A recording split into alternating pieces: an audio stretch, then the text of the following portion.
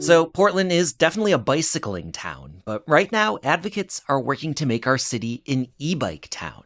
The city and the state are looking at offering rebates for people who purchase bikes with pedal-assisted electric motors. But will Portland embrace the possibility of an influx of e-bikes zipping through the bike lanes?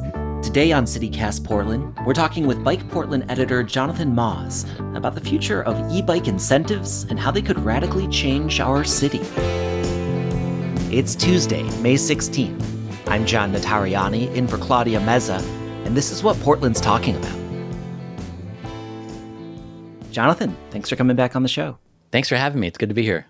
So we're talking about e-bikes today, and I mean, there is a lot of interest in e-bikes. There's a lot of e-bikes already on the road, and people are trying to make it easier for people in Portland to get these e-bikes in the near future. I mean, I've heard there's federal and state and city incentives that are in the works, but could you tell us a little bit about what is coming potentially in Oregon and Portland specifically for people who might want to get an e-bike themselves? Yeah, there's two main ones, I think. There's a bill right now in the House from the House Committee on Climate, Energy, and the Environment.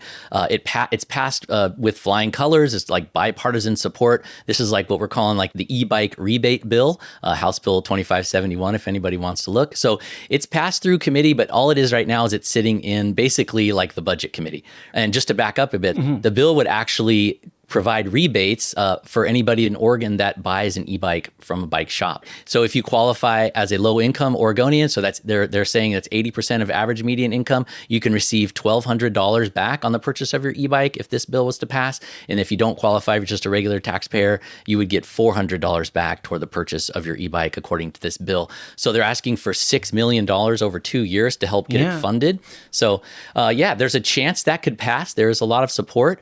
From what I've heard from sources in Salem, there's at least one lawmaker on that committee who's pretty keen on the bill and wants to make it one of their priorities.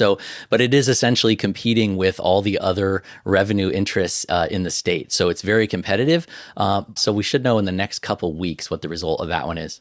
Oh my gosh. I mean, $1,200 discount, that's not shabby at all. That is a really significant change. And is this stacking with potential changes in Portland too? Is there stuff that we're looking at a city level? Yeah, there is definitely one effort at the city, one initiative at the city too, that is really worth watching. Folks might have remembered hearing about the Portland Clean Energy Fund. This is a tax on large corporations. It's going to fund projects that help mitigate climate change for communities of color and other marginalized communities and stuff like that. They have in their current sort of like capital investment plan that they're about to get into completed form. It's in draft form now. They have about $100 million over the next 5 years to spend on transportation. And what they've already said they're going to do specifically for an e-bike rebate program would be to spend $20 million of that over the next 5 years to help people get e-bikes. So that's pretty exciting. It goes in front of City Council in September, and there's some like Q&A, public hearing kind of things coming up in the next couple of weeks that folks can chime in on. But the details, unfortunately, we don't know exactly what the details are of that program through the Clean Energy Fund, but it is going to be probably similar. I would assume that they are going to be smart enough to just model it on. That's what's happening now, is that these rebate programs have gotten popular enough and they're available in enough cities and states that folks are just basically copying other programs. How would that change the city? Why is this such a good idea? It would change the city, I think, in a lot of ways. We'd see a lot, I think, a different type of bike rider in the bike lanes around Portland for the most part, just a more diverse range of folks, right? Age-wise, color of skin-wise, body shape-wise, everything. One of the things I think that's held cycling back in Portland for years is that just the nature of cycling here, and a lot of cities in America really, is that it's not super comfortable. It can be uncomfortable, I should say. You start layering on the various things, and especially, in terms of what e-bikes erase, which is some of the hardship of riding, right? Like I said, it makes it so much easier. If people look at who's riding Biketown, let's say the city's bike share system, those are all e-bikes. You'll notice if you do look at who rides Biketown, they're not necessarily your more typical Portland cyclist that I think people have in the image they have in their mind. So I think it's a similar audience. So and everything of like how the city chooses what should be bike routes could be different because you can go faster and up hills and stuff like that. So there's going to be a lot of changes. And like conceivably, there's going to be a time where like, okay, maybe you're not going to pull out your road bike and show up somewhere in your like cycling kit and covered in sweat. But if you had a e-bike, you can use it more like you might use a car, or Yeah. but it sort of becomes like an intermediate, like almost more like a electric moped or something. I mean, I think the other reason these have a lot of political heft right now is this, like you said, the idea of a car replacement. I mean, as bike advocates have been trying to make that point for decades, right? That you could bike instead of drive. But obviously, there's a lot of people that are just like, "What are you talking about? I can't do all my shopping on a regular bike." But now, when you realize that a lot of these electric bikes also have really great cargo capacity, so they have got buckets you can throw gear in, right? And then the fact that physically it's just going to be easier because you have a motor. These are car replacements. You're seeing like if you go to any school in Portland, the majority of people picking up their kids are going to have these cargo e-bikes, and they can put 2-3 kids on them, and they can stop for the groceries on the way home. So yeah, you can get a lot done with these things. Well, I do have a bunch more questions about e-bikes, specifically about how much it costs to maintain them. But first, let's take a quick break.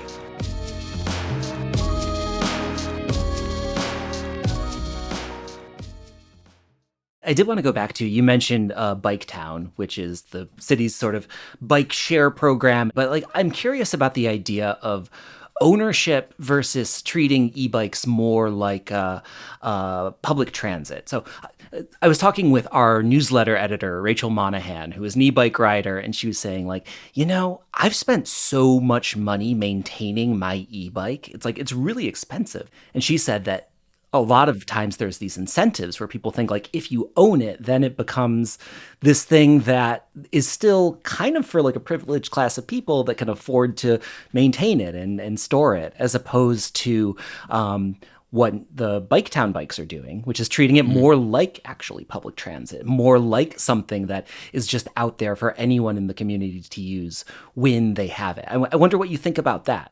Yeah, well, I'm a huge advocate, and I think the Bike Town bike share system, it is essentially a public transit system, and I'm a huge fan. I think, it's great to have that as well. I think people really do well when they have options. We need 2-3 times as many Bike Town bikes as we have now. I know the city just expanded it, but it's not nearly enough to really blanket the city. I'd love to see that. People just are going to want to not own a bike for some reason, right? And having that rental option is really cool. But in terms of, are they going to be expensive to maintain? Again, whenever we have these conversations, I think it's important for people to think about how they interact with cars and what it is like to own a car. And that is I don't know what the latest research is. Is it the second highest expense for families in America behind their house, right? So cars are exorbitantly expensive to use. So when you're talking about e-bike maintenance, it's not going to be anywhere near what it would be if you're using your car, in terms of getting it into the shop and stuff like that. But e-bikes do pose some different service and maintenance issues that people may not be familiar with. And I think we have to just hope that the sort of like ecosystem of support around e-bikes continues to improve, and that we get more shops that are good at working on e-bikes and stuff like that, because bikes have gotten way more high tech, and that's not necessarily a great thing, because I think traditionally the attraction for a lot of folks is that bikes are just so simple, which made them cheap, which made them, you can just lube the chain and be good. With e-bikes and some of the tech that's on them, that's not necessarily the case, right? If it breaks, you're probably not going to be able to work on it in your garage.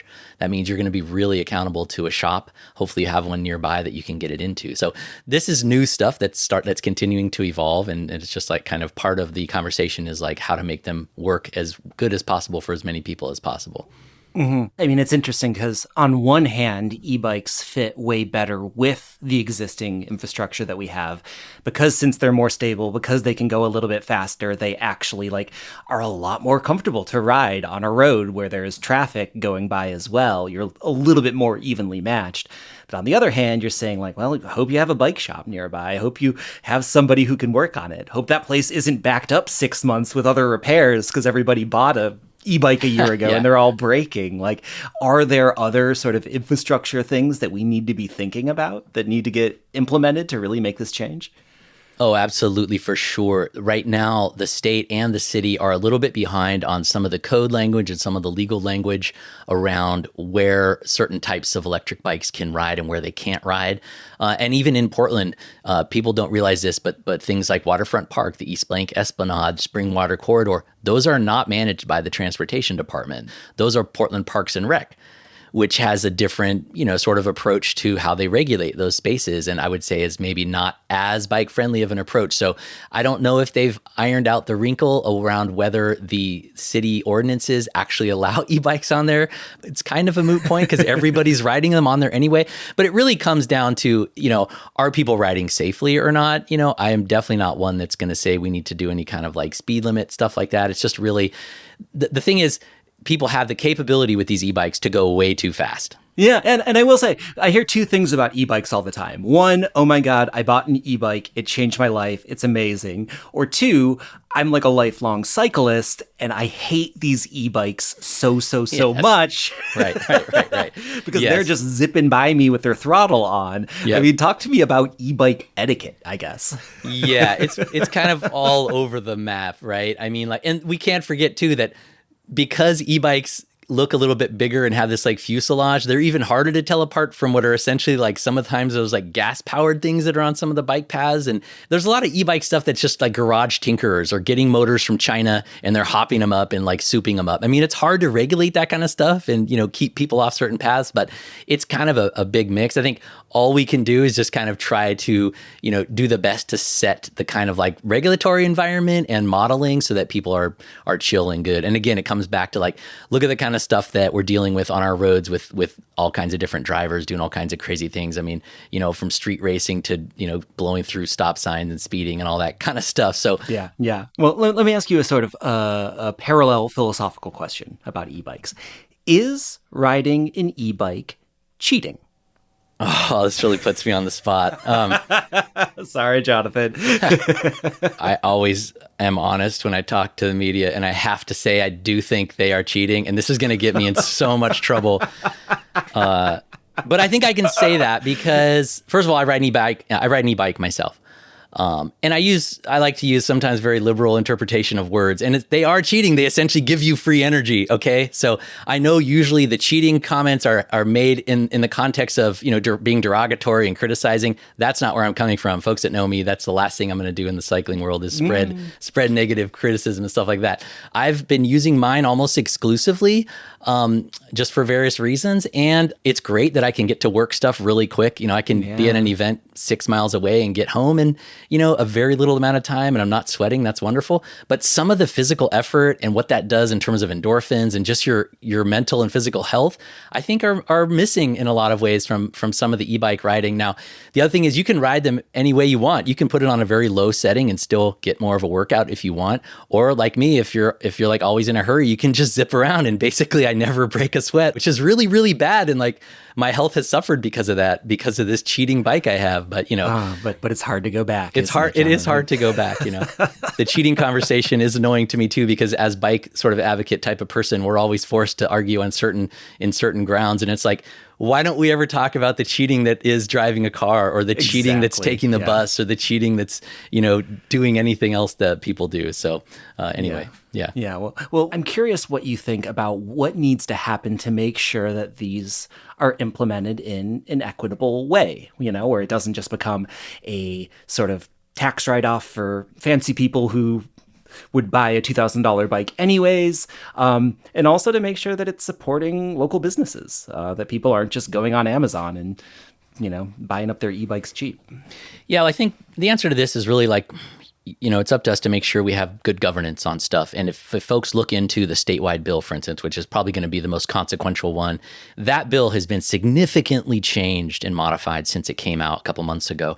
And they did that specifically because they wanted to make sure the language captured some of the low income needs that people brought up. So that is part of it, is making sure that there are guardrails around, who can get them and who's getting the money. I think that's a huge part of it. And the bike shop thing, I believe there's language in the bill, the statewide bill, that you cannot get it online, that you do have to go to a local bike shop. And that was a big one because there was some fear early that some of the large online only brands would oppose the bill. I don't think that's materialized, but it certainly could, I suppose, if it even got closer to passage. We'll have to see. But that is something that the folks that are writing the bill are aware of, and they're making sure that it is bought from a brick and mortar store. Well, I guess my last question is, let's say you are out on the road and you're riding your old leg-powered bicycle and someone on a shiny e-bike just blazes past you. What are you supposed to feel? I feel really good. I'm like, this is cool. I'd probably be like, yo, man, be careful, because if you're going that fast, Hope you're wearing a helmet. Yeah. Yeah, like, hey, be careful, bro. Like, don't get hurt, right? Like, hope you're in control of that thing. But I'd be super psyched. I love it. I got no beef with people going faster than me. I think it's fantastic. And if people get where they need to go faster on a bike, I'm all for it. We all can learn something from you, Jonathan. Thank you. Thank you, John.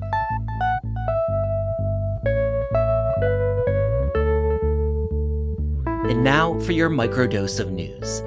Your trip to the Oregon DMV could soon get a lot more expensive as the Oregon Department of Transportation tries to avoid a looming budget shortfall. House Bill 2100 would hike the cost of some driver tests and renewal fees. For instance, if the bill passes, a regular driver's license test could jump from $9 to $45. And Portland police are warning of an especially dangerous batch of street drugs circulating after a string of overdoses this past weekend. There were 8 overdose deaths between Friday and Sunday, which police believe were caused by a batch of cocaine that was either laced with fentanyl or was itself pure fentanyl. For even more local news and events, sign up for our daily newsletter, Hey Portland. We'll throw a link in the show notes.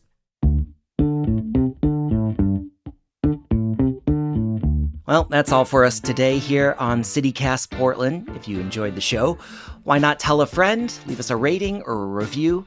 I'm John Notarianni, in for Claudia Meza. We'll be back tomorrow morning with much more from around the city. Until then, see you at Slim's.